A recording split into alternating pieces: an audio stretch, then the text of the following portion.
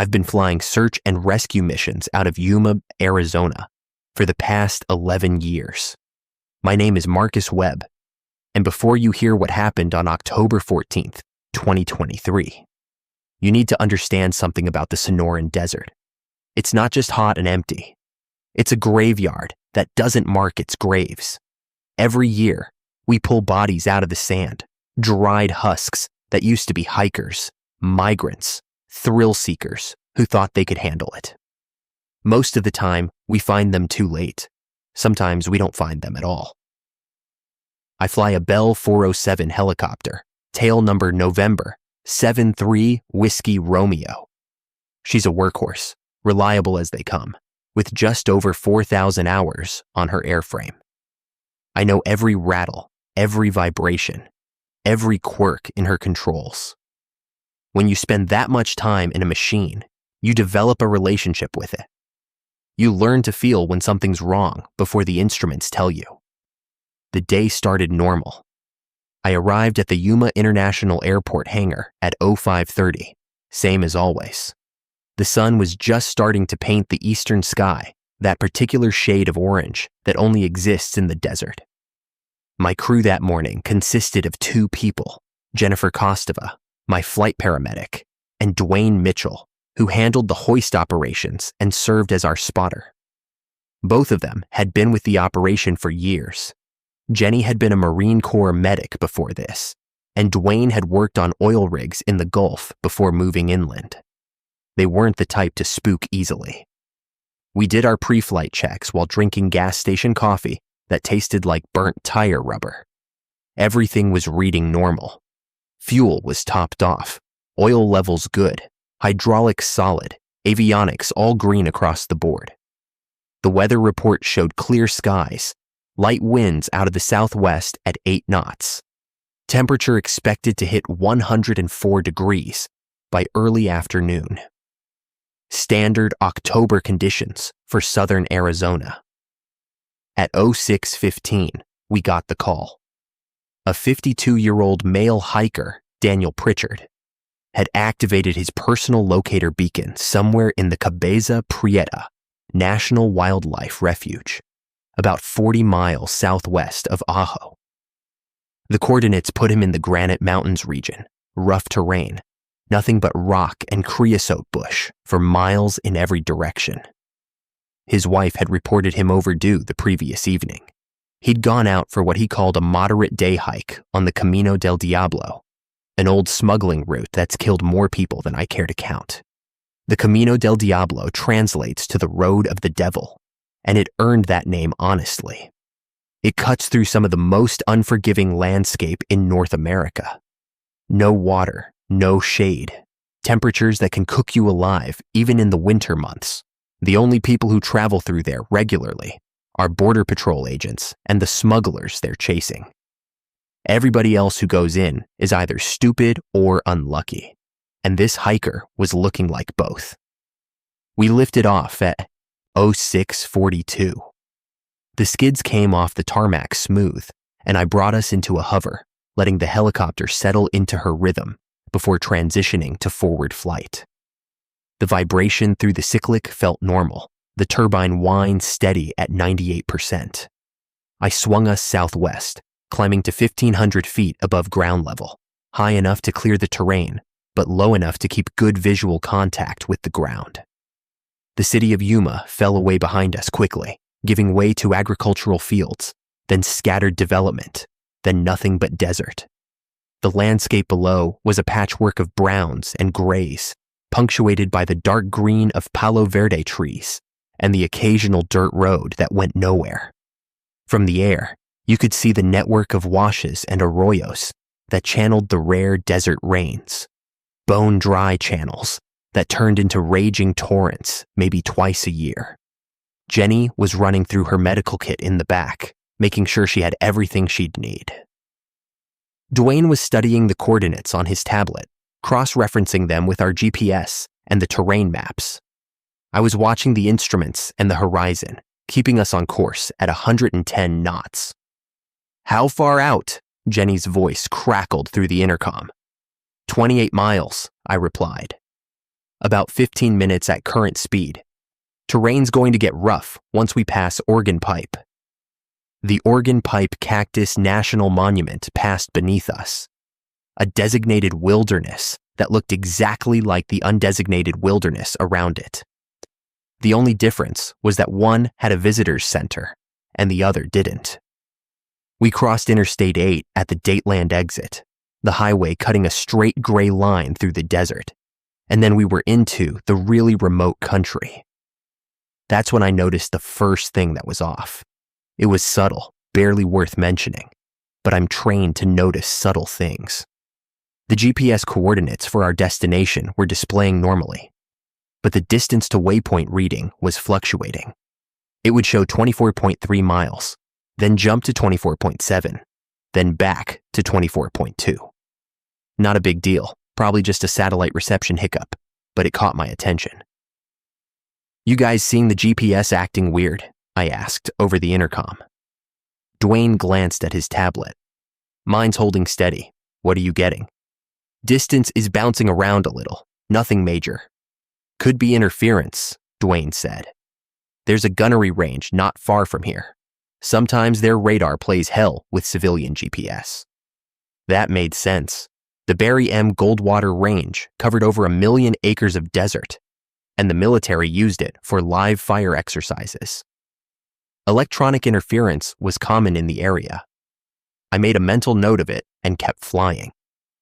The terrain below was getting progressively more hostile. The flat desert floor gave way to upthrust mountains, jagged volcanic rock that looked like it had been flash frozen mid-explosion.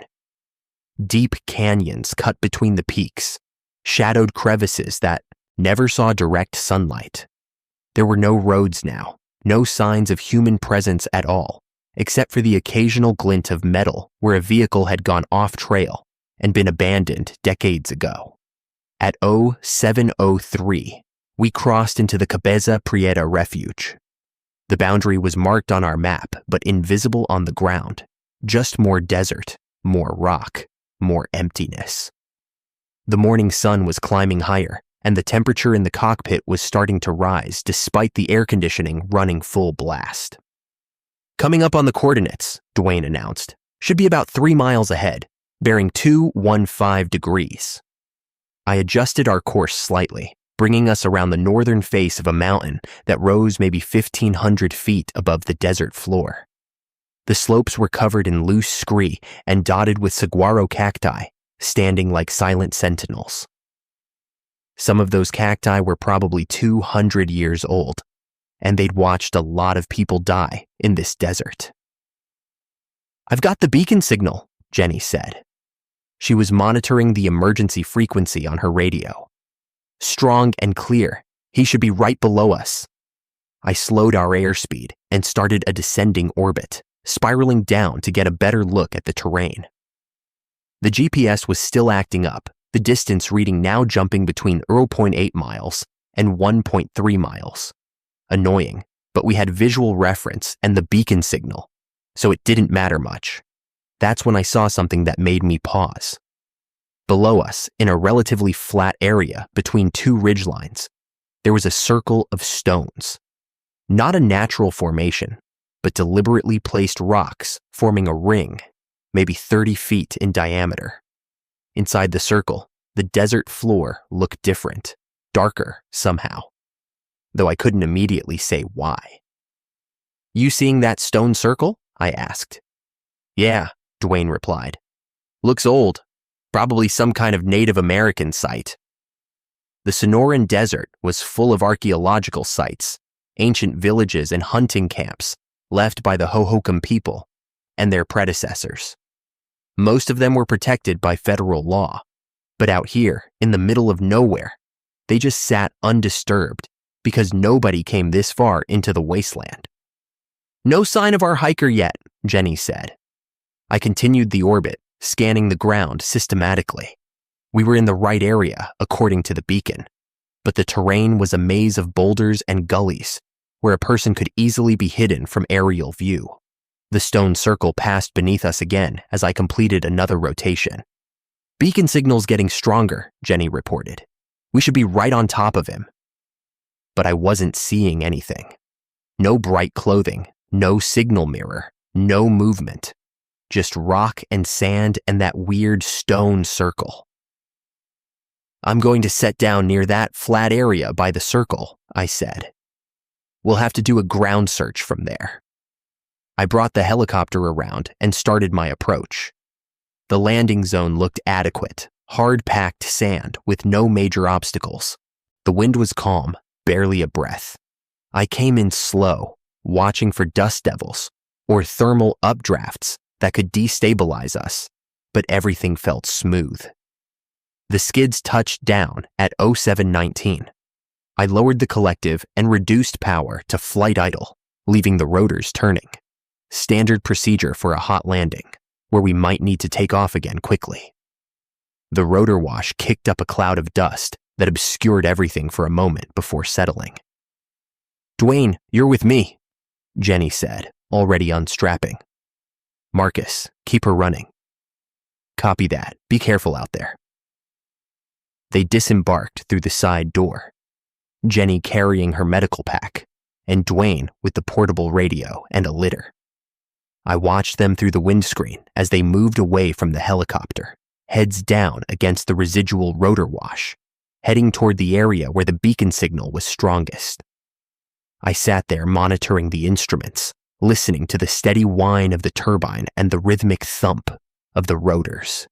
Everything was nominal, temperature and pressure readings all in the green, fuel showing 3/4 full, plenty for the flight back to Yuma, even with the extra weight of a patient. Through the intercom, I could hear Jenny and Dwayne's breathing and occasional comments as they searched. They were moving through the boulder field, calling out for Daniel Pritchard, listening for any response. Nothing yet, Dwayne's voice crackled, but the beacon's definitely close. Signal strength is maxed out. I glanced at the chronometer. 0724. We'd been on the ground for 5 minutes. I did another scan of the instruments, then looked out at the desert around us. That stone circle was about 50 yards to my left, just visible through the dusty windscreen. In the direct sunlight, I could see that the interior of the circle wasn't just darker, it was a different color entirely. The sand inside the circle was black, or nearly black, while everything around it was the normal brown-gray of the desert floor. That was odd. There was no obvious reason for such a stark color difference. No burn scar, no different vegetation. Just black sand inside a circle of deliberately placed stones. Marcus, we found something. Jenny's voice had a strange quality to it, tight and controlled. What have you got? The beacon. It's sitting on a rock. No sign of the hiker. He might have dropped it, I suggested. Keep searching the area. That's the thing, Dwayne cut in. It's not dropped. It's placed. The beacon is sitting upright on top of a flat rock, like someone set it there carefully. I felt a cold tickle at the base of my skull, that instinctive warning system that evolution built into us. You're saying he left it there intentionally? I don't know what I'm saying. I'm just telling you what we're seeing. Any tracks? Any signs of which direction he went? There was a pause. Negative. Ground's too hard here to hold prints. We're going to do a spiral search pattern, see if we can pick up any sign of him. Copy that. I'll keep the engine hot. I watched them through the windscreen as they moved away from the helicopter, spreading out to cover more ground. They were professionals, moving in a coordinated search pattern, but they were also small figures in a very large, very empty landscape. The minutes ticked by. 0730, 0735. The sun was climbing higher, and even with the air conditioning, the cockpit was getting warm. I could feel sweat starting to collect under my flight suit. At 0741, Jenny's voice came back. Marcus, we've covered about 100 yards in every direction. There's no sign of him. No clothing, no gear, no footprints. Nothing except that beacon. Any blood? Any signs of animal activity? Negative. It's like he just vanished. I thought about that. A man doesn't just vanish in the desert. Either he walked somewhere or something carried him. But there would be traces. There were always traces. What about that stone circle? I asked. You check inside it? Another pause. No, we haven't been over there yet. You want us to check it out? Might as well. It's the only notable feature in the area. I watched as Jenny and Dwayne changed direction, heading toward the circle of stones. They reached the perimeter and stopped, standing at the edge looking in. Even from the helicopter, I could see their body language change. Shoulders tensing. Marcus. Dwayne's voice was careful. You need to see this. What is it? Just, you need to see this. Can you shut down and come out? I didn't like that. I didn't like shutting down the helicopter in an unsecured landing zone, and I didn't like the tone in Dwayne's voice. But we were a team, and if he said I needed to see something, there was probably a good reason. Give me a minute. I went through the shutdown procedure, pulling the throttle to off and watching the turbine wind down. The rotors coasted for a while, their speed decreasing gradually until they finally stopped. The sudden silence was almost shocking after the constant noise. I pulled off my helmet and opened the door, stepping down onto the desert floor. The heat hit me immediately, a physical force that made me squint even behind my sunglasses. It had to be pushing 95 degrees already, and it was only mid-morning. I grabbed a bottle of water from the cabin and walked toward where Jenny and Dwayne were standing. As I got closer, I could see the stone circle more clearly. The rocks that formed it were dark volcanic stone, weathered smooth by centuries of wind and sand. They were placed in a nearly perfect circle, each stone roughly the size of a human head. And inside that circle, the sand was indeed black, a deep charcoal color that seemed to absorb light rather than reflect it. But that wasn't the disturbing part. The disturbing part was the patterns, scraped into the black sand, as if someone had dragged their fingers through it, were symbols and shapes, not random scratches, but deliberate designs, spirals, concentric circles, lines radiating out from central points. And at the very center of the circle, there was a handprint. Could be archaeological, Jenny said, but she didn't sound convinced. Could be hundreds of years old. I knelt at the edge of the circle, careful not to disturb anything. The handprint was pressed into the black sand, fingers spread wide, palm clearly defined. It looked fresh. The edges were sharp and clean, not eroded by wind. That's not hundreds of years old, I said. That's recent. Dwayne pointed at the symbols. You recognize any of these? I shook my head. I'd seen some Native American petroglyphs in my time, but these didn't match anything I was familiar with. They had a different quality, almost mathematical in their precision. Our guy could have done this, Dwayne suggested. Maybe he got disoriented, wandered over here, started making these marks. And then what? Jenny asked. Walked away without his emergency beacon, without leaving any footprints in the soft sand around the circle. She had a point. The sand inside the circle was clearly soft. The handprint and symbols proved that. But there were no footprints leading into or out of the circle. None. Just the marks in the sand and that unsettling handprint. I stood up and looked around. From ground level, the desert felt even more vast and empty. Mountains rose in every direction, heat waves already shimmering above the dark rock. There was no sound except the faint whisper of wind and the occasional creak of my flight suit. All right, I said. This is officially weird, but we still have a job to do.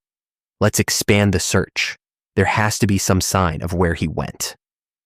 We spent the next 40 minutes searching in widening circles around the landing zone. We checked every gully, every cluster of boulders, every scrap of shade where a man might try to shelter from the sun. We found nothing. No footprints, no discarded gear, no trace of Daniel Pritchard except for his emergency beacon sitting on that rock. By 08:30, we were back at the helicopter. All three of us were sweating heavily despite drinking water regularly. The temperature was well into triple digits now, and the sun felt like a hammer. "We need to call this in," Jenny said. "This is beyond search and rescue now. This is a potential crime scene or a missing person case. We need law enforcement out here." I nodded. "Agreed, I'll radio dispatch." I climbed back into the cockpit and pulled on my helmet, switching to the radio frequency for our dispatch center in Yuma. "Yuma Dispatch, this is November 7-3 Whiskey Romeo." "Go ahead, 7-3 Whiskey Romeo. We're on scene at the coordinates for Daniel Pritchard. We've located his emergency beacon, but no sign of the subject. Request you notify law enforcement and coordinate a ground search. Team, there are some unusual circumstances here that need investigation." "Copy that, 7-3 Whiskey Romeo. Be advised, we have another call for you. We have a second activation about 12 miles northeast of your current position." I felt that cold tickle again. 2 emergency activations in the same general area, in the middle of nowhere, on the same morning. That was unusual. "What are the details on the second activation?" "Personal locator beacon, activated at 07:53. No voice contact. Coordinates being transmitted to your GPS now." I looked at the GPS display and watched as a new waypoint appeared. 12.3 miles at bearing 048 degrees. "Copy that, dispatch. We'll head to the second location, 7-3 Whiskey Romeo out." I explained the situation to Jenny and Dwayne. They weren't happy about leaving without finding Daniel Pritchard, but we all understood the reality. If someone else was in trouble, we had to respond. The ground search teams could continue looking for Pritchard. We strapped back in, and I went through the startup procedure. The turbine spooled up normally, and the rotors began to turn, slowly at first, then faster. I did a quick check of all systems, everything showing green, and brought us up into a hover. As we climbed away from the landing zone, I took one last look at the stone circle. From the air, it looked even more perfect, a dark eye staring up at us from the desert floor. Then we were moving forward, accelerating toward the northeast, and it disappeared behind us. The flight to the second coordinates took about 8 minutes. The terrain was similar, more mountains and canyons, but we were heading deeper into the Granite Mountains range. The land below was a maze of rock formations, some of them rising hundreds of feet straight up from the desert floor. "Coming up on the coordinates," Dwayne announced. "Should be just ahead." I slowed our speed and started scanning the ground. The GPS had been acting up again during the flight, the distance reading jumping around, but we were definitely in the right area. "I've got the beacon signal," Jenny confirmed, and then I saw it. A red Jeep Wrangler parked at the base of a cliff face. It looked intact, no obvious damage, just sitting there in the middle of nowhere. "We've got a vehicle," I reported to dispatch. "Red Jeep, looks like a newer model. I'm going to overfly first, see if we spot anyone." I brought us into an orbit around the Jeep. The vehicle was covered in dust, but appeared operational. The doors were closed, windows up. No one was visible inside or near it. About 20 yards from the Jeep, there was another stone circle, almost identical to the first one we'd found. "Are you seeing this?" Jenny asked. Another circle. "I see it. This one was the same size as the first, same dark stones arranged in a perfect ring. And I was willing to bet that inside it, we'd find the same black sand and the same weird symbols. I found a landing zone about 50 yards from the Jeep and brought us down. The procedure was the same. Hot landing, rotors running.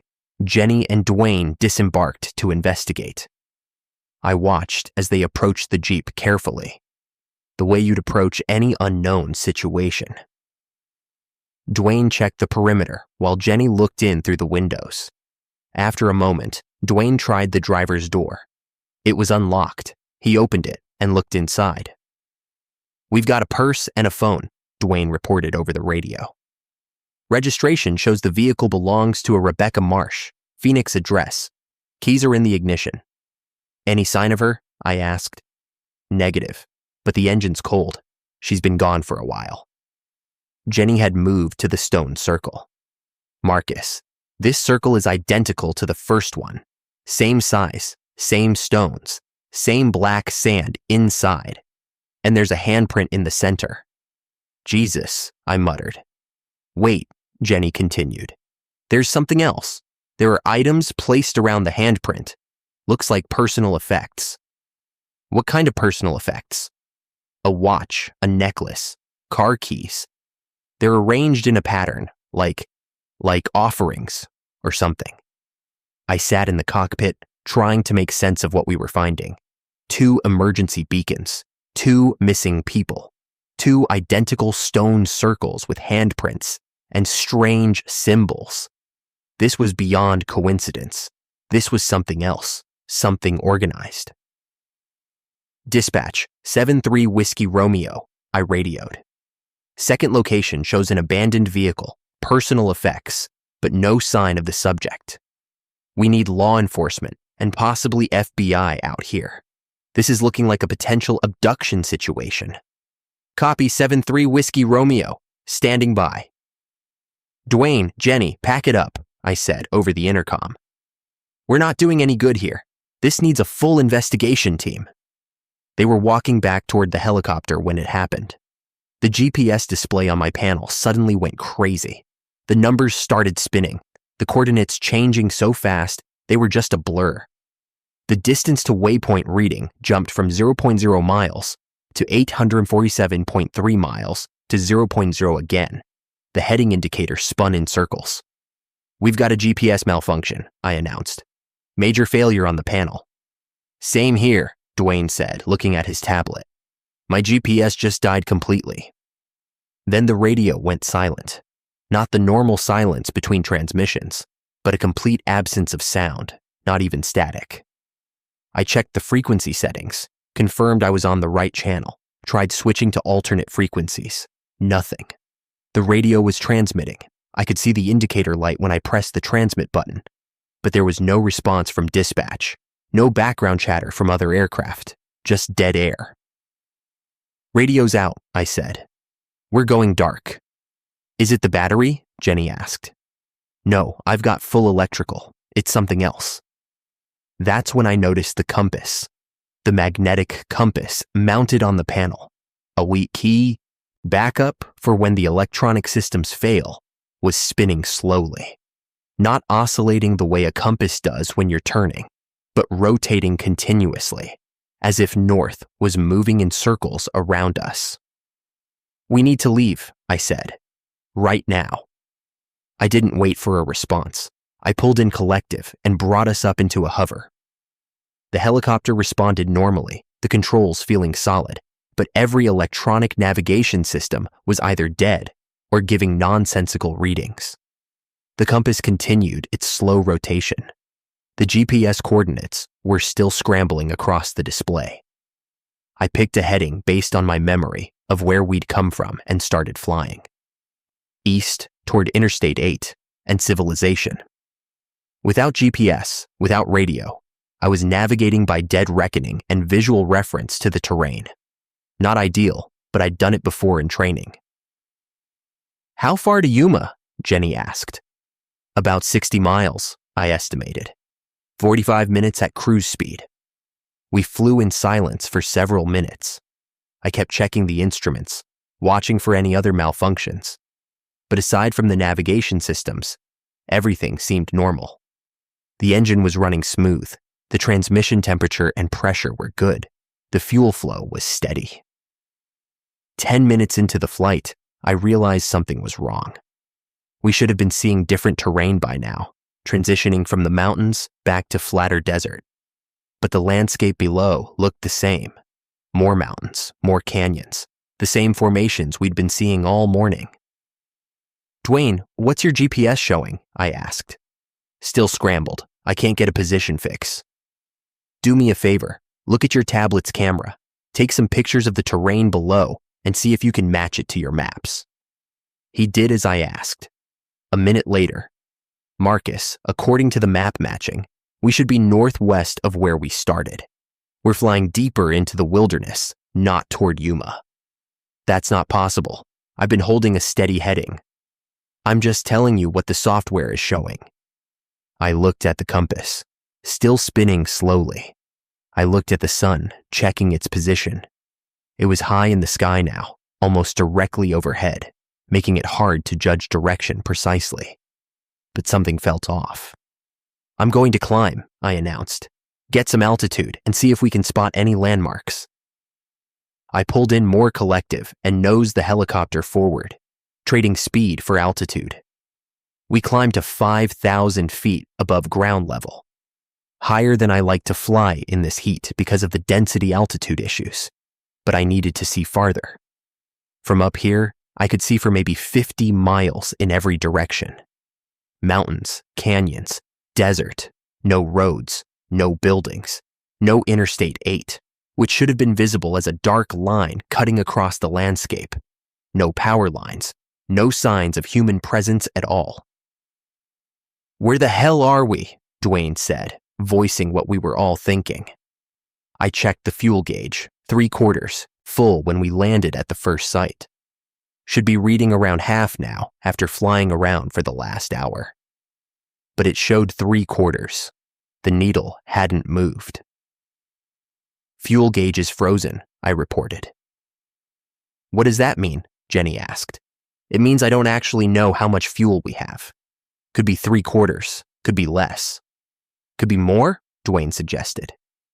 "Fuel doesn't generate itself," I said. But even as I said it, I wasn't sure of anything anymore. I picked a new heading, this time aiming for where the sun was highest, figuring that should roughly correspond to south. We flew for another 20 minutes. The terrain below didn't change. Same mountains, same canyons, same rock formations. It was like flying over a looped background in a video game. "This isn't right," Jenny said. "We should have seen something different by now. A road, a building, anything." I was starting to feel a knot of fear in my stomach, cold and hard. I'd been flying for 11 years, and I'd dealt with emergencies before. Engine failures, hydraulic problems, bad weather, you name it. But I'd never experienced anything like this. The helicopter was working fine, but we were lost in a way that shouldn't be possible. Lost in a landscape that seemed to repeat itself endlessly. "I'm going to try landing again," I said. "We need to figure out what's happening, and we can't do that while burning fuel we can't measure." I found another flat area and brought us down. The landing was routine, skids touching the sand gently. I went through the shutdown procedure again, and again the silence that followed felt oppressive, heavy. We all got out this time, standing together in the shade of the helicopter. The heat was brutal, worse than before. Had to be well over 100 degrees now. We drank water and tried to make sense of the situation. "So what are we saying here?" Dwayne asked. "We're lost? In a helicopter? In terrain we know?" "The instruments are malfunctioning," I said, trying to sound more confident than I felt. "Multiple systems at once. It's causing navigation errors." "But you weren't using the instruments when you picked that heading," Jenny pointed out. "You were using the sun, using visual references, and we still went in circles." She was right. I had been navigating by sight, by the oldest methods available, and we'd still ended up nowhere. "Look," Dwayne said, pointing. About 100 yards away, between two rock formations, I could see stones arranged in a circle. "You've got to be kidding me," I muttered. We walked over to it, all three of us, drawn by a morbid curiosity. It was identical to the others. Perfect circle, dark volcanic stones, black sand inside, and in the center, a handprint. But this one was different. Around the handprint, arranged in the black sand, were objects. A wedding ring, a watch, the band still warm as if recently removed, a driver's license, and a pendant on a silver chain. Jenny picked up the driver's license carefully. Daniel Pritchard, she read. 52 years old, Phoenix address. That's our first missing person, I said. She picked up the pendant. Rebecca Marsh, she read from the inscription on the back. Our second missing person. They were here, Dwayne said. They both were. But how? We found their beacons miles apart. I looked at the handprint in the center of the circle. It looked fresh, the sand still holding its shape perfectly. But whose hand had made it? Pritchard's? Marsh's? Someone else's? We need to get out of here, Jenny said. Whatever this is, whatever's happening, we need to leave. Now. I agreed. We walked back to the helicopter quickly, not quite running, but moving with purpose. I was already going through the startup checklist in my head, ready to get the turbine spinning and get us airborne. But when we reached the helicopter, I stopped. Something was different. The position was wrong. We'd landed with the nose pointing east. I was certain of that.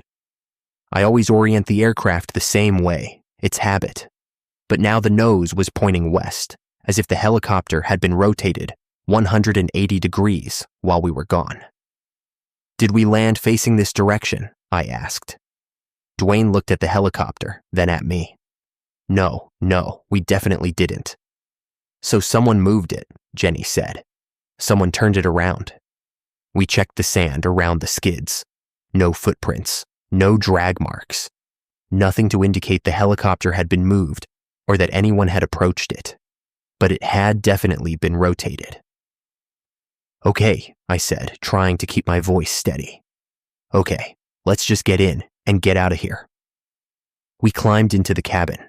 I strapped into the pilot's seat and reached for the throttle, going through the start procedure automatically, muscle memory taking over. The turbine spooled up. The rotors began to turn. Everything sounded normal. But when I looked at the instrument panel, my blood went cold. The chronometer, the clock that records flight hours, was running backward. The seconds were counting down instead of up. As I watched, it ticked from 23:14:47 to 23:14:46 to 23:14:45. Are you seeing this? I asked. Seeing what? Jenny replied. The clock, it's running backward. Marcus, I think we have bigger problems, Dwayne said. Look outside. I looked through the windscreen. The sun was in the wrong position. It had been almost directly overhead a few minutes ago, but now it was lower in the sky, and not just lower, but in the east, morning position, as if the day was running in reverse. That's not possible, I said. But possible or not, it was happening. The shadows on the ground were lengthening in the wrong direction, pointing west instead of east. The light was changing, becoming the softer, angled light of early morning, rather than the harsh overhead light of midday. I checked the fuel gauge, 3/4 full. Same as before. I checked the oil temperature. Reading normal, but as I watched, the needle began to move, slowly dropping as if the engine was cooling down instead of heating up. We need to fly, Jenny said. We need to try to get out of here, even if the instruments are wrong. She was right. Sitting here watching the laws of physics unravel wasn't going to help. I pulled in collective and brought us up into a hover. The controls responded normally, and that was something. Whatever was affecting the instruments and the environment, it wasn't affecting the actual flight controls. I picked a heading at random, west, toward where the sun was now sitting on the horizon, and pushed forward on the cyclic. We accelerated to cruise speed, and I climbed back to 3,000 feet. The chronometer continued to run backward, the seconds and minutes counting down. The fuel gauge was moving now too, but in the wrong direction. It showed more fuel than before, the needle climbing slowly toward full. Dwayne, what time does your watch show? I asked. He checked his wristwatch. Oh, 9:43. And your tablet? It's frozen, still showing 09:22. My watch, mounted on the instrument panel, showed 06 at 52:17 and counting backward. Different times on different devices, none of them matching, none of them making sense. We flew west for what felt like 30 minutes, but could have been any amount of time. The sun stayed on the horizon, neither rising nor setting, frozen in perpetual dawn or dusk. The terrain below continued its endless repetition of mountains and canyons. And then I saw something that made me ease off the throttle and stare. In the distance, maybe 10 miles ahead, there was a formation that looked familiar. A distinctive triple-peaked mountain with a saddle between the two highest points. I recognized it because we'd flown past it earlier in the morning. "That's Sierra del Rosario," I said. "We've been past it twice already today." "So we're going in circles," Dwayne said. "No, not circles. We've been flying straight. That mountain shouldn't be ahead of us again.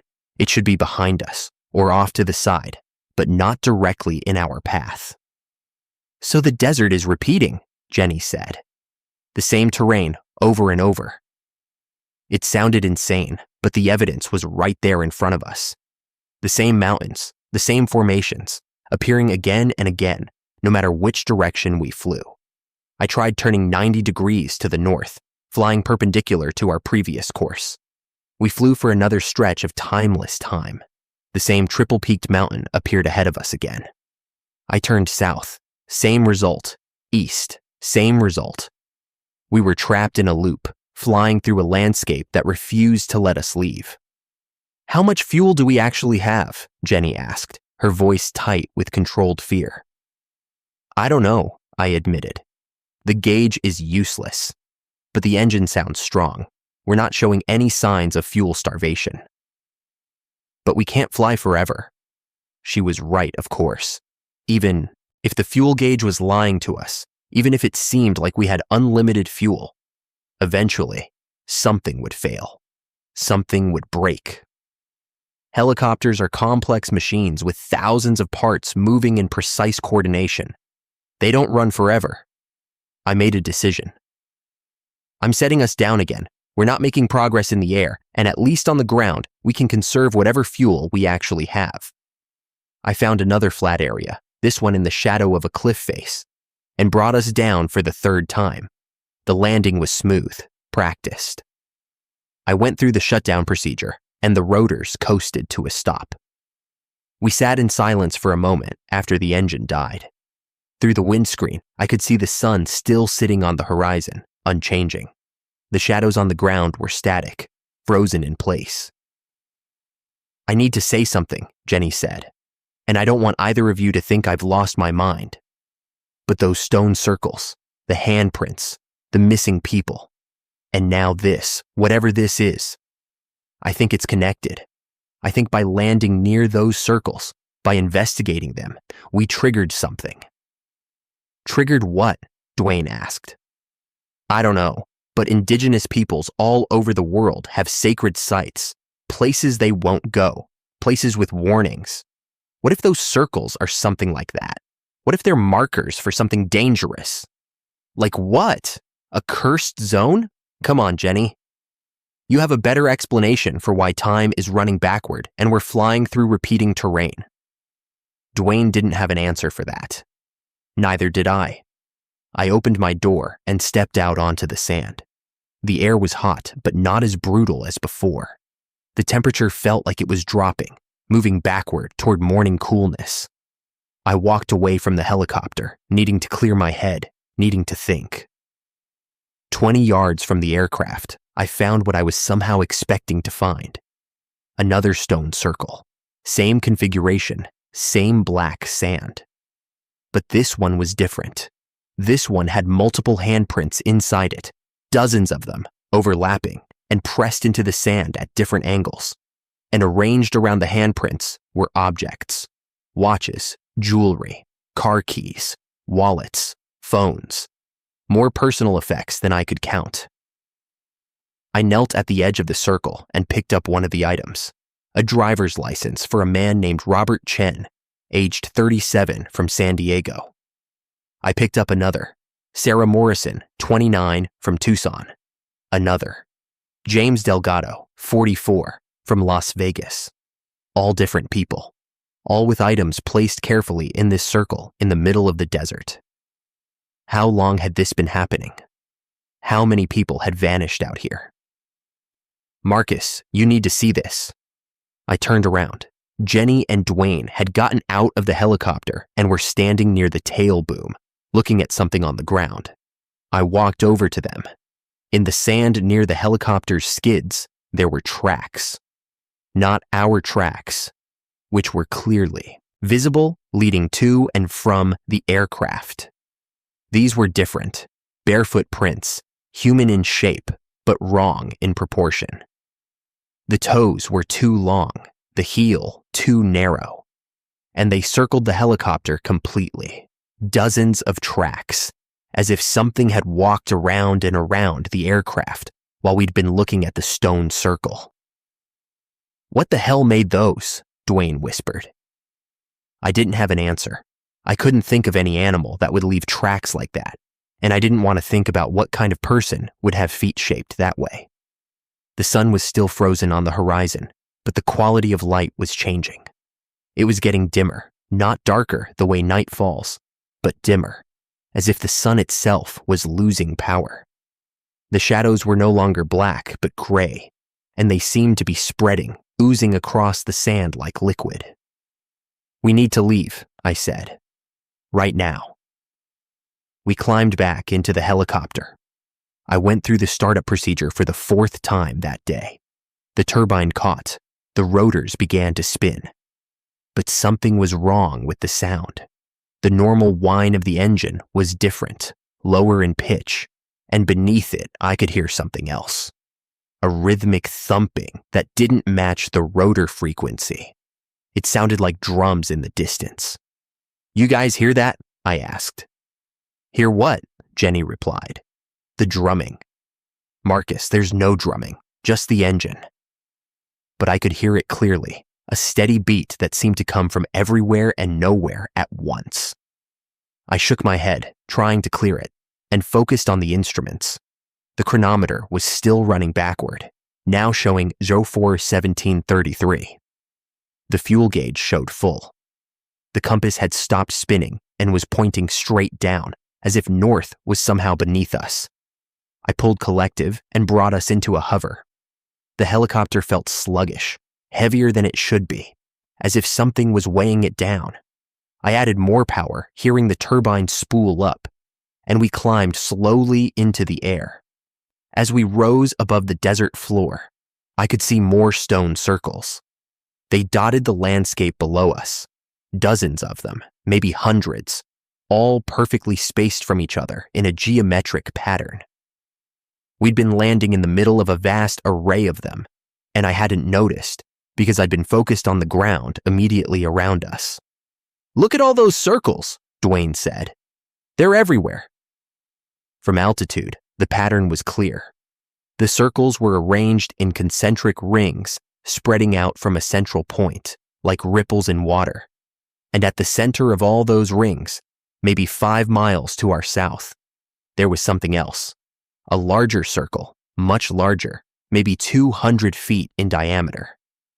Inside it, the sand wasn't black but white, reflecting the dim sun like snow. "What is that?" Jenny asked. "I don't know, but I think we should avoid it." I turned the helicopter north, away from the white circle, and pushed forward on the cyclic. We accelerated, and for the first time in what felt like hours, the terrain began to change. The mountains became less frequent, the canyons more shallow. The endless repetition seemed to be breaking down. "I think we're getting out," I said. "I think we're—" The engine coughed, a momentary interruption in the smooth whine, barely a hiccup. But in a helicopter, there's no such thing as a minor engine problem. A cough can become a flameout in seconds. I checked the instruments. The fuel gauge still showed full, but the turbine temperature was climbing rapidly, moving into the yellow range. Oil pressure was dropping. "We've got engine problems," I announced, trying to keep my voice calm. "I'm going to find a place to land." "We can't land again," Jenny said.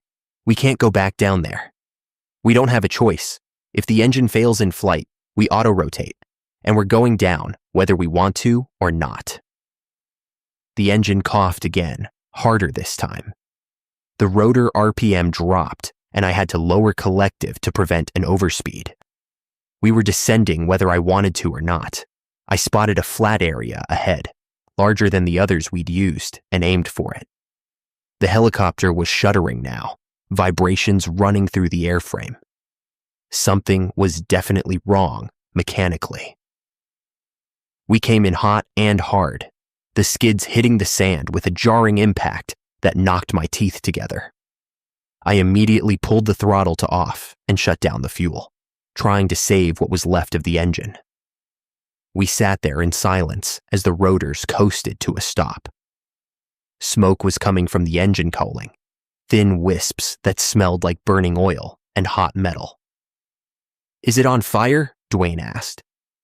"I don't think so, but the engine's cooked. We're not flying out of here." The reality of that settled over us like a weight. We were stranded in the desert with a broken helicopter, malfunctioning instruments, and no radio. We had water and some emergency supplies, but we were at least 60 miles from the nearest road, assuming we could even figure out which direction to walk. "Dispatch will send someone when we don't check in," Jenny said. "They'll come looking for us." "Will they?" I asked. "Time is broken here. Our chronometer has been running backward for hours. How do we know that hours have even passed in the real world? For all we know, it's still the same morning out there, and they won't even consider us overdue yet." It was a grim thought, but I couldn't shake it. We had no way of knowing what time it actually was, no way of knowing if time was passing normally outside this strange loop we'd found ourselves in. I opened the door and stepped out to check the engine. The cowling was hot to the touch, and when I opened the inspection panel, I could see oil pooled in places it shouldn't be. Something had failed, probably a seal or a gasket, and the engine had cooked itself. "Can you fix it?" Dwayne asked from behind me. "Not without parts. We'd need a new oil pump at minimum, maybe a full rebuild. This engine is done." We gathered near the front of the helicopter and took stock of our situation. We had 3 cases of water bottles, about 5 gallons total. We had some energy bars and MREs in the survival kit. We had a first aid kit, some blankets, a flare gun, and a handheld GPS that didn't work. We had our personal items, phones that showed no signal, watches that showed different times. We walk, I decided. We pick a direction, and we walk until we find something. A road, a building, another person, anything. "Which direction?" Dwayne asked. I looked at the sun, still frozen on the horizon. I looked at the shadows, still gray and spreading. I looked at the mountains around us, all of them looking the same. "East," I said finally. "We walk east, toward where the sun should be rising. Maybe if we move toward the sunrise, we move forward in time." It was a guess based on nothing but desperation, but it was all I had. We loaded our packs with water and food, taking as much as we could carry comfortably. I took the flare gun and the first aid kit. Jenny took the emergency beacon, even though we all knew it probably wouldn't work any better than anything else electronic.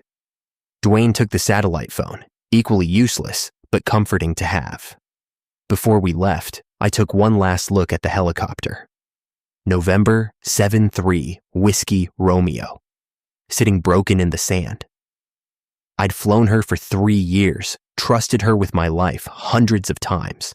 It felt wrong to just abandon her. But we didn't have a choice. We started walking east. The sand was soft in places, firm in others. The temperature was comfortable, neither hot nor cold, frozen at whatever strange equilibrium this place had reached. We walked in silence mostly, conserving energy, keeping our eyes on the horizon. After what my watch claimed was 2 hours, but felt like both 10 minutes and 10 hours, we reached the top of a rise and stopped. Spread out before us was more desert, but different somehow. The stone circles were gone. The repetitive terrain had changed, and in the distance, maybe 10 miles away, I could see power lines. "Is that real?" Jenny asked. "Only one way to find out," I replied. We walked toward those power lines with renewed energy, almost jogging despite the heat and the weight of our packs. The lines grew closer, more distinct. I could see the towers now, tall metal structures marching across the landscape. And then we reached them. I put my hand on one of the tower's legs, feeling the solid metal, real and physical. I looked up at the wires strung between the towers, carrying electricity somewhere. "We made it," Dwayne said. "We actually made it out." I wanted to believe that, but something was nagging at me, something wrong that I couldn't quite identify. And then I realized what it was. The power lines ran north-south, perpendicular to our direction of travel. But there were no north-south power lines in this part of Arizona. The main transmission lines all ran east-west, connecting the power plants in the Phoenix area to California. "These lines shouldn't be here," I said. "What do you mean?" Jenny asked. "I mean they don't exist. There are no power lines running this direction in this area." As if in response to my words, the sun finally moved. It dropped below the horizon in an instant, not setting gradually, but simply disappearing, leaving us in complete darkness. No twilight, no sunset colors, just day switching to night like someone flipping a switch. We turned on our flashlights, the beams cutting through the darkness. And in the light, I could see that the power line tower had changed. The metal was rusted, ancient looking, covered in corrosion. The wires were broken, hanging down in loops, clearly carrying no power. "This isn't real," Jenny said. "None of this is real. We're still in that loop, still trapped." I didn't want to believe her, but I knew she was right. We hadn't escaped. We'd just moved deeper into whatever this place was. In the darkness, I heard the drumming again, closer now, louder. And beneath it, something else. Voices chanting in a language I didn't recognize. They seemed to come from everywhere, surrounding us. "We need to move," I said. "Pick a direction and move, now." We ran, crashing through the darkness with our flashlights bouncing ahead of us. The voices followed, keeping pace with us. Sometimes ahead, sometimes behind, sometimes right next to us, though we never saw anyone. I don't know how long we ran. Time had lost all meaning. We ran until our lungs burned and our legs gave out, and then we collapsed on the ground, gasping for air. When I caught my breath enough to sit up and look around, I realized we were back at the helicopter. November 7/3. Whiskey Romeo sat exactly where we left her, smoke still drifting from the engine cowling. Our footprints led away to the east, and now a new set of prints led back from that same direction. "No," Dwayne said. "No, we walked for hours. We can't be back here." But we were. The desert had looped us back to our starting point, no matter how far we'd walked. Jenny sat down heavily in the sand and put her head in her hands. "We're not getting out. That's what this is. This is a trap, and we walked into it, and now we're never getting out." I wanted to argue with her, to say something encouraging about rescue teams and not giving up hope, but I was starting to think she was right. How do you escape from a place where time runs backward and geography loops back on itself? How do you navigate when directions have no meaning? The drumming had stopped, and so had the voices. The night was silent except for the occasional whisper of wind. The stars overhead were wrong, constellations I didn't recognize, arranged in patterns that hurt to look at. I walked around to the other side of the helicopter, needing a moment alone. And that's when I saw them. Figures standing in the darkness, just beyond our light's reach. Human-shaped, but wrong in proportion. Tall and thin, with limbs that bent at too many angles. They stood perfectly still, dozens of them, maybe hundreds, forming a circle around our position. I didn't scream. I didn't run. I just stood there, frozen, watching them watch us. And slowly, one by one, they raised their hands and pressed them into the sand at their feet. leaving handprints. The same handprints we'd seen in all those stone circles. They weren't making the circles. They were the circles, or the circles were them, or something beyond my ability to understand. One of the figures stepped forward, and I could see it more clearly in the glow of the helicopter's position lights that had somehow turned themselves back on. It wore the face of Daniel Pritchard, the missing hiker, but like a mask that didn't fit quite right. Behind that mask, in the places where the fit was poorest, I could see something else, something that had never been human. "You came to the circles," it said in Pritchard's voice. "You answered the call." "We didn't call anything," I managed to say. "We were just doing our jobs, search and rescue." "You came," it repeated. "You placed yourselves in the pattern. Now you're part of it." "What are you?" I asked. "We are what remains when the world forgets. We are the spaces between spaces, the time between times. We are the desert's memory of everyone who died here with no one to remember them." Behind me, I heard Jenny and Dwayne approaching. "Marcus, who are you talking to?" I turned to look at them, and when I turned back, the figures were gone, not walked away, not hidden in darkness, just gone. The desert was empty again, except for us and the broken helicopter. But in the sand where the figure had stood, there was a handprint. And next to it, a watch. My watch. The one I'd been wearing on my wrist. I looked down and saw my wrist was bare, the watch gone, even though I had no memory of removing it. "It's taking us piece by piece," I said. "The longer we're here, the more it takes, until there's nothing left but handprints and personal effects in a stone circle." We huddled together near the helicopter as night continued. We tried to stay awake, tried to stay alert, but exhaustion was creeping in. Jenny fell asleep first, leaning against Dwayne's shoulder. Dwayne followed soon after. I tried to stay awake, tried to keep watch, but my eyes were so heavy. I woke with the sun on the horizon again, that same frozen dawn or dusk. Jenny and Dwayne were still asleep. I stood up, every muscle aching, and walked around the helicopter. Our packs were gone. The water bottles, the food, the emergency equipment. All of it missing. And in the sand nearby, arranged in a neat circle, were all the items that had been in those packs. Offerings to the desert. I checked my pockets. My phone was gone. My wallet was gone. My knife, my lighter, everything I'd been carrying had vanished and reappeared in that circle of offerings. I woke Jenny and Dwayne, and they discovered the same thing. We'd been stripped of everything we had except the clothes we wore. "It's getting ready to take us," Jenny said.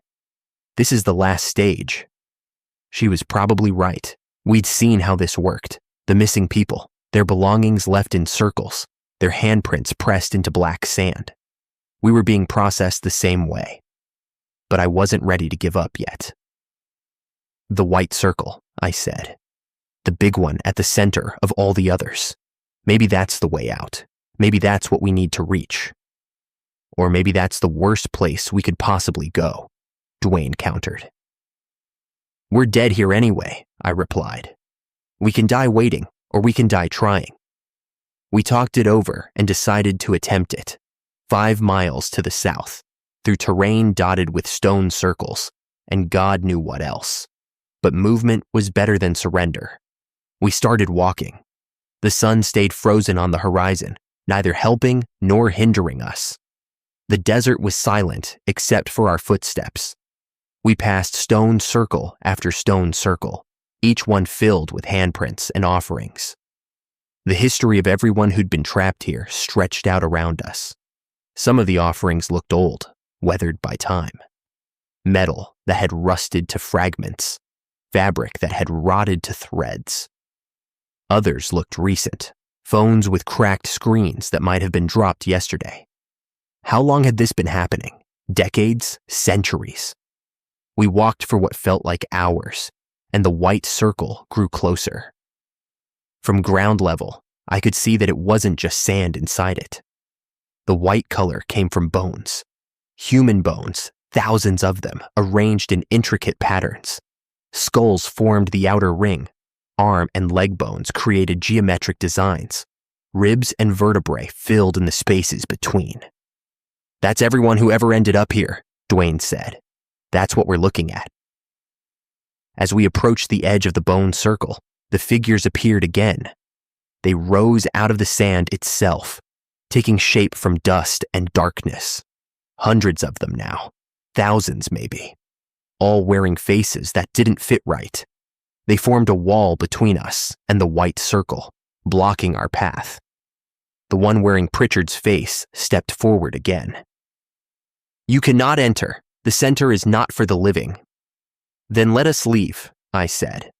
"Let us go back to the real world." "There is no back. There is only here. You came to the circles. You became part of the pattern. This is the price." "We didn't know," Jenny said. "We were trying to help people." Everyone comes trying to help, or trying to find, or trying to escape. It doesn't matter why you come, only that you came. The figures began to move closer, tightening the circle around us. I could see now that their hands were pressed together, palm to palm, in that same gesture we'd seen printed in the sand. As they moved, they left handprints with every step, the black sand appearing beneath their feet wherever they walked. "What do you want?" I asked, though I thought I knew the answer. "Your pattern," Pritchard's voice said. "Your shape in the sand. Your memory added to the desert's memory. Give yourself to the circles, and the pain will end. Resist and wander forever." I looked at Jenny and Dwayne. We were out of options. We had no supplies, no equipment, no way to navigate, no way to escape. The desert had beaten us, but I'm a stubborn man. 11 years of search and rescue had taught me that sometimes the only thing that keeps you alive is refusing to die. So I did the only thing I could think of. I charged the bone circle. I didn't make it far. The figures caught me after maybe 10 steps, their 2 long fingers wrapping around my arms. Their touch was cold, so cold it burned. They lifted me off the ground like I weighed nothing and carried me toward the nearest stone circle. I struggled, but it was useless. They were too strong. They placed me in the center of a circle, and I felt the sand beneath me shift, becoming softer, drawing me down. The black sand was up to my ankles now, my calves, my knees. And then I heard the helicopter, a faint thump, thump, thump in the distance, getting louder. I craned my neck and saw it, a white and orange Coast Guard MH-65 Dolphin, flying low across the desert. It banked toward us, and I could see the crew chief in the open door, looking down. The figures released me and melted back into the sand. The cold, burning sensation faded. The black sand stopped pulling me down. The Coast Guard helicopter landed 50 yards away, and the crew chief jumped out, running toward us. He was real, solid, normal. Behind him, 2 paramedics followed with medical gear. "We've been looking for you for 3 days, he shouted over the rotor wash. "Your helicopter was found abandoned. What the hell happened?" 3 days. We'd been gone for 3 days, though it had felt like both hours and weeks. The crew chief helped pull me out of the sand, while the paramedics checked Jenny and Dwayne. "We got lost," I said, because what else could I say? The instruments malfunctioned, and we got lost. They loaded us into the Dolphin and lifted off. As we climbed away from the desert floor, I looked down at the stone circles. From altitude, I could see the pattern clearly now. They weren't random. They formed a symbol, something ancient and deliberate. And at the center of it all, the white circle of bones seemed to pulse with a light that didn't come from the sun. The Coast Guard pilot took us to a hospital in Yuma. We were dehydrated and suffering from exposure, but otherwise physically fine. The psychological evaluation was trickier. We all stuck to the same story. Instrument malfunction, got lost, engine failure, walked for days. They seemed to accept it, though I saw the doubt in the psychologist's eyes. November 7-3. Whiskey Romeo was recovered from the desert. The mechanics report said the engine had suffered a catastrophic failure due to oil pump seizure. Strange, because the oil pump had been replaced just 40 hours of flight time earlier. The report noted unexplained sand contamination in the oil system, but couldn't explain how sand had gotten past multiple filters and seals. Daniel Pritchard was never found. Neither was Rebecca Marsh. Their cases remain open, listed as missing persons, presumed dead in the desert. When I gave my statement to the investigators, I mentioned finding their personal effects, but when they went to the coordinates I provided, there was nothing there. Just empty desert. I don't fly search and rescue anymore. I took a medical retirement, claimed PTSD from the incident. It's not entirely untrue. I wake up most nights hearing drums in the distance. I see handprints in random patterns, on walls, on windows, in the condensation on my bathroom mirror. And sometimes, just for a moment, I see figures standing in the shadows, tall and thin, with too many joints, watching me with faces that don't fit right. Jenny moved to Oregon and won't talk about what happened. Dwayne started drinking and lost his job. We're all broken in different ways, but we survived. We got out of the desert, out of that loop, back to the real world. Most people who land near those stone circles don't. Most people become handprints and offerings, their patterns added to the desert's memory. I don't know what those circles are. I don't know what the figures were, or why the desert traps people that way. I have theories, none of them provable, all of them disturbing. Some kind of ancient trap left by people who lived in that desert thousands of years ago. Some kind of natural phenomenon that we don't understand. A place where the laws of physics break down. Some kind of entity, a desert god or demon that feeds on lost souls. It doesn't really matter what it is. What matters is that it's still there, waiting. The stone circles are still arranged in their pattern. The white circle of bones still sits at the center. And whenever someone activates an emergency beacon in that part of the desert, whatever comes to investigate risks becoming part of the pattern. There have been 3 more disappearances in that area since we got out. 3 more people gone without a trace. Their vehicles found abandoned. Their emergency beacons sitting on rocks like carefully placed offerings. The search and rescue teams go out looking for them, and so far, the teams have made it back, so far. But one day, another helicopter is going to land near those circles. Another crew is going to get out and investigate. And maybe they'll be the ones who don't come back. Maybe they'll be the next handprints pressed into the black sand.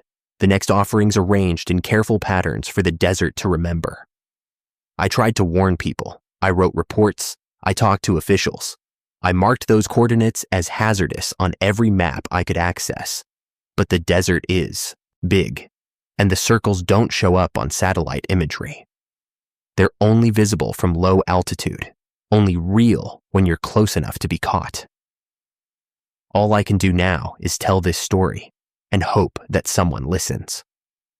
If you ever fly over the Cabeza Prieta National Wildlife Refuge, if you ever see stone circles arranged in patterns on the desert floor, don't land. Don't investigate. Don't try to help whoever might be down there calling for rescue. Because they're already gone. They've already been added to the pattern, and if you go down there, you'll join them. The desert remembers everyone who dies there, and it's always hungry for more memories.